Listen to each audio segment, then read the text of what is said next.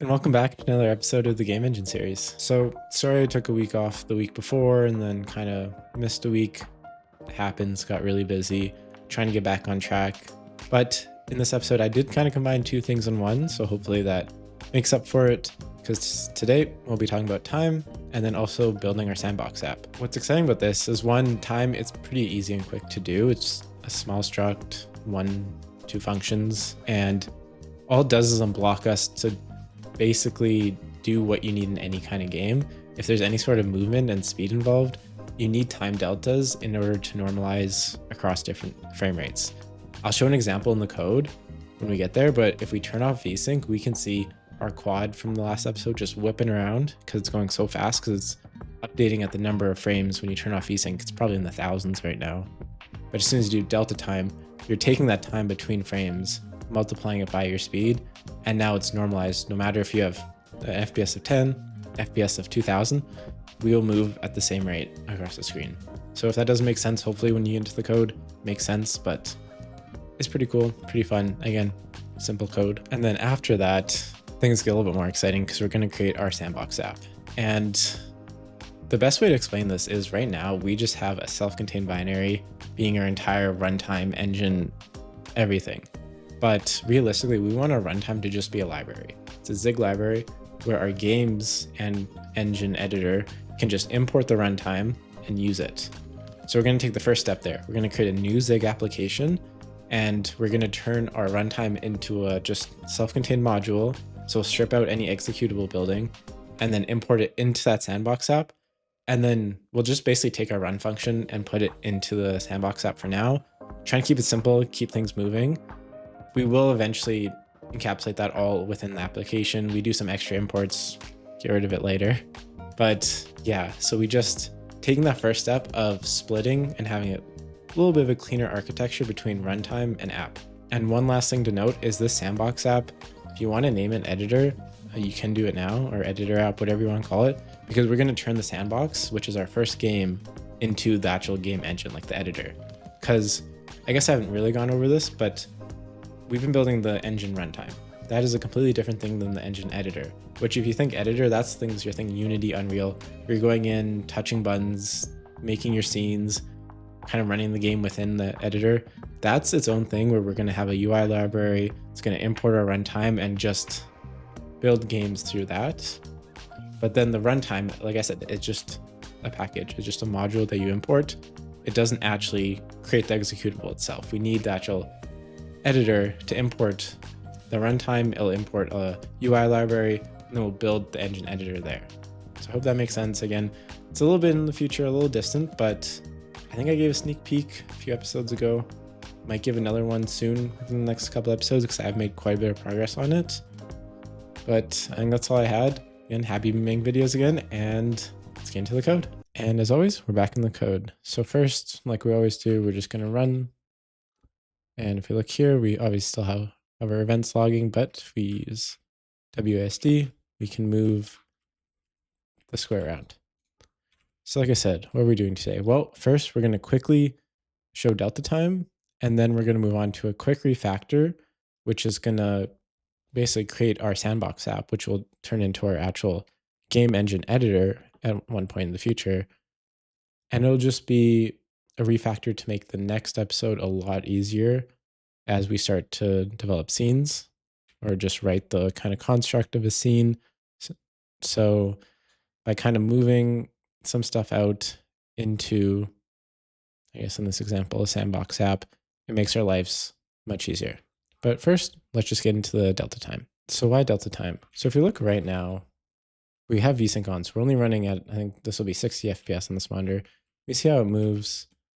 But now if we just turn it to false, and now we rerun, we look at that, like I'm barely touching my keys and it's just going fast because now it's running at a lot more FPS. It's probably running in like thousands. So what delta time will do is it'll normalize our speed.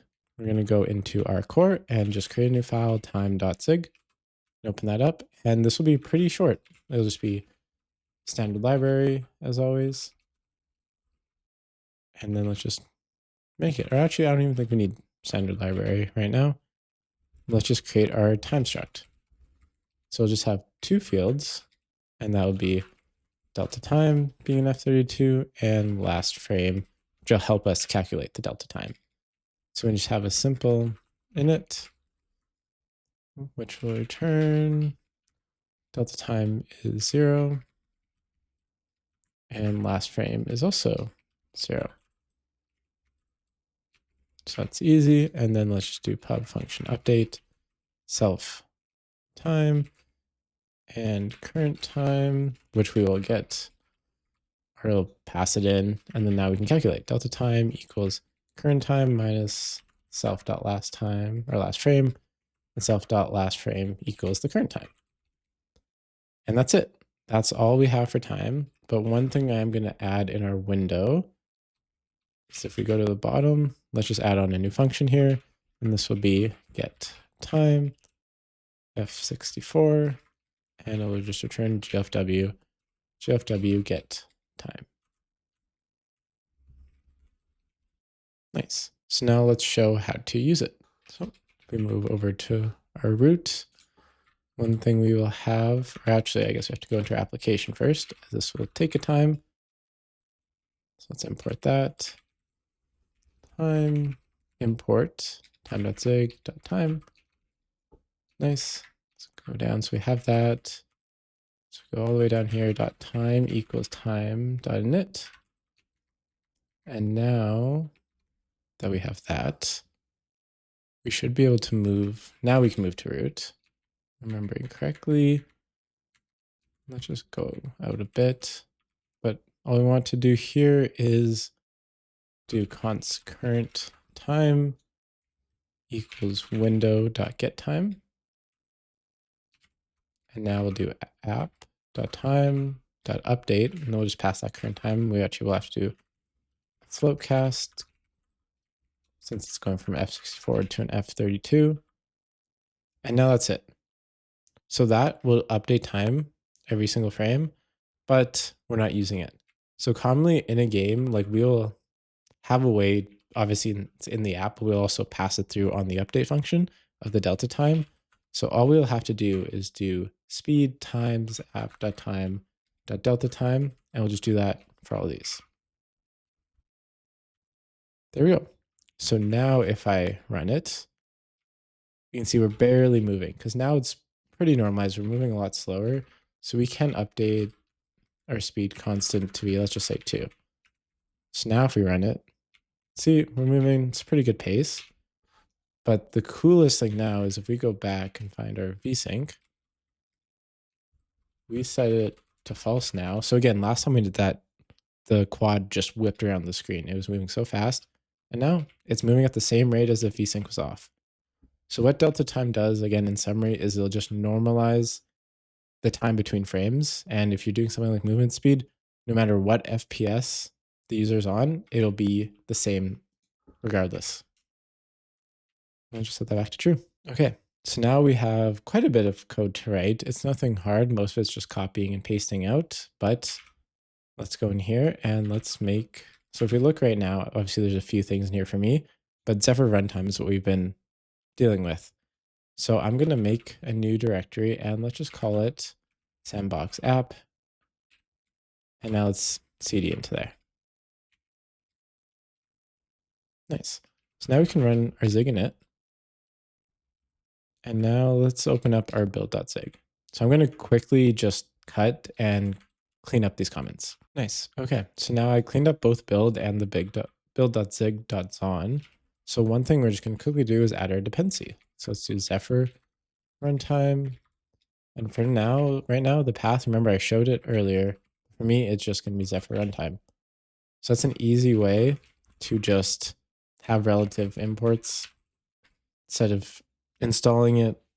Like eventually we'll move it so you install it from GitHub, but for now, as you're developing it right next to each other, we're going to be updating Zephyr runtime quite often. So this just makes sense for now. Now, if we go into our build file, we are just going to have to add a couple dependencies. So when we get rid of that initial one, actually, but let's do const runtime dep is b.dependency. Its name will be Zephyr runtime. And target will be the target as always, and same with optimize. Now we can create the module. Runtime's better name. Let's be explicit. Runtime dep.module. Zephyr runtime. Just save names all around. Now for imports, we can get rid of this one, and it'll be Zephyr runtime, and this will be runtime mod. And now we still have these, but for now that should be fine. So let's go over to main, and this will be Zephyr runtime. Get rid of that for now and get rid of all that. And get rid of root. Okay, now that we're all cleaned up, we can start moving things over. So if we look, one thing I want to do immediately is let's get these SCD options. Remember, that's what gives us the colored logging, and same with zp.run. So now what we can actually do is, I'm back in runtime, delete main and go back to our build. We can get rid of essentially everything from exe downwards, because we will no longer be running, we will no longer be running inside of the runtime. We do that, see no step named run. So let's just now go over to Sandbox App and run that. And it's going to compile for the project for the first time, so it'll take a couple extra seconds. But now we can see we have the exact same thing, but now we're running it from Sandbox App, and runtime is just being imported into it. That's already a huge thing, but I want to actually get rid of the run function right now. So this will take quite a bit. And I'm actually just going to mark all of these as public. And temporarily, we're going to expose GLAD. Definitely not in the future. We don't want low-level things like GLAD being exported for people to use. But just for now, we will have to do it. So let's start moving things over. Start with, let's take this for now.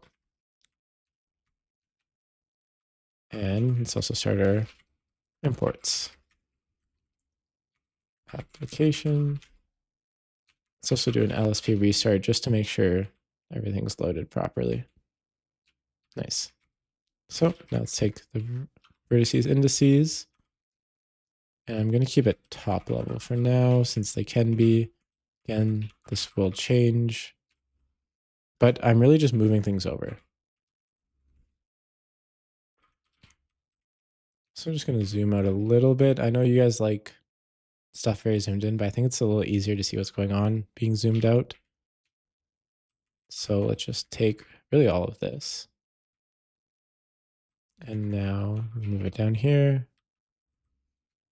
Let's also grab vertex array and shader.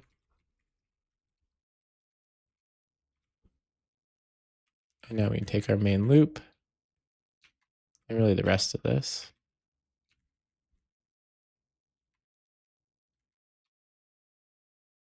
Move that down.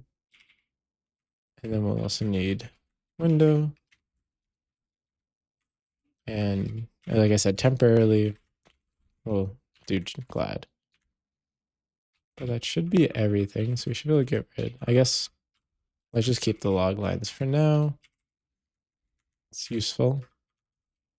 Starting up and shutting down. Now we get rid of the run function. So now root, all it's going to do for the future is really expose things. Like we'll import it, and like anything that's passing through root is what's going to get exposed. Don't need glfw, or we do need std. So now let's try and run that. See what happens. Oh, forgot to input or import input as well. There we go. Let's try one more time. What else did I forget? Oh, right. So what we need to do is have our assets shaders moved over. So I think we'll have vertex.glsl and fragment.glsl.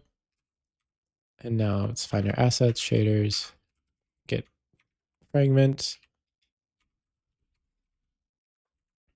and vertex. Nice. So now we can actually just delete this assets folder from runtime since those are game specific assets. And now let's try running one more time. And there we go. We have our application. So this is all I want to do today, but it's just a nice restructuring and shows how we can just get rid of any sort of application from runtime because all it is a library which we're providing functions. And that's the episode. I hope you enjoyed. Like I said, we did two things today. We did the time delta, and then our, of course, Sandbox app, which, like I said at the start, will turn into our editor app in the future. But for now, I think this is a good project progress, I meant to say. Mostly because we just made good progress, really. Like we have a much cleaner abstraction between our runtime and our app or game, whatever you want to call it, game, app, editor. It's kind of all those things, I guess. It's the executable that we're running. So yeah, so we have a cleaner architecture. We have time to kind of sync up frames or normalize across frames. That's kind of all I have for this episode. Like I said, we're going to keep moving, going to do some pretty exciting stuff. Hope everyone that's following along is enjoying the series. Again, if you have any feedback, drop it down in the comment. Appreciate all you guys. Appreciate all the comments that are coming in. And again, as always, Discord's down in the description. Really, it's fun chatting with you guys there. I do have a pretty cool video coming up that I hinted at a while ago. Again, just been busy making these videos, life, everything. So that'll come when it comes. But until then, see you next week. Have a great day.